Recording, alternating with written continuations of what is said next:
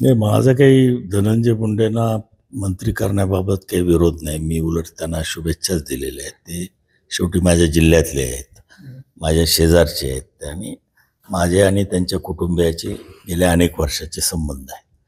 त्यामुळं हा काही त्यांना मंत्रिपद मिळू नये म्हणून मी काही ही प्रतिक्रिया दिलेली नाही. मी प्रतिक्रिया दिलेली आहे की ज्या समाजातून मी येतो आणि जो समाज कायमस्वरूपी NCPचा पाठीराखा राहिलेला आहे, त्या समाजाला गेल्या 45 वर्षात कॅबिनेट मंत्रिपद किंवा बीड जिल्ह्याचं पालकमंत्रीपद मिळालेलं नाही, या वस्तुस्थिती आहे.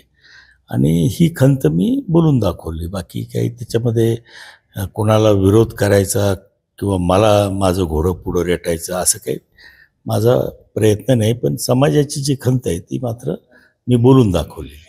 मात्र वारंवार ज्येष्ठांना डावलं तर असं होतंय का नक्की? हा, आता ते तर वस्तुस्थितीच आहे ना, की बाबा ज्येष्ठांना डावलणं असेल, नाहीतर संधी न मिळणं असेल, याच्या बाबतीत पक्ष वेगळं त्यांचं काय जे काही त्यांचे धोरणं असतात त्याच्यानुसार निर्णय घेते. काल एक मेळावा पार पडला आणि त्या मेळाव्यामध्ये धनंजय मुंडे म्हटलेले आहेत की एकल्याला मला टार्गेट करायला पाहिजे होतं, मात्र माझ्या जातीला टार्गेट केलं, बीड जिल्ह्याला बदनाम केलं आणि या बदनाम करण्यासाठी देखील काही बीडमधलेच लोक कारणीभूत आहेत.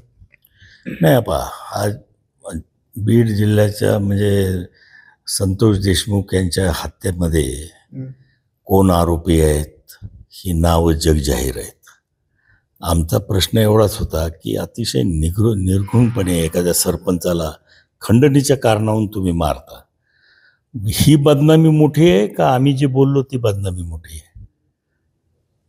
महादेव मुंडेचं दुसरं प्रकरण झालं, 21 महिन्यापासून आरोपी अजून सापडत नाहीत. या ज्या काही घटना जिल्ह्यामध्ये घडलेल्या आहेत त्याच्यामुळं जिल्ह्याची बदनामी झालेली आहे. आम्ही बोलल्यामुळं बदनामी नाही झालेली, या घटनेमुळं झालेली आहे. आणि मग ते माझा जिल्हा बदनाम झाला वगैरे म्हणणं ही काही वस्तुस्थितीला धरून नाही आहे. म्हणजे ज्या प्रकरणामध्ये जिल्हा बदनाम झाला ते प्रकरण निश्चितपणानं त्यामध्ये तथ्य आहे आणि त्याच्यामध्ये अतिशय म्हणजे गुंडगिरी आणि निर्गुणपणे हत्या होण्याचे प्रकार झालेले.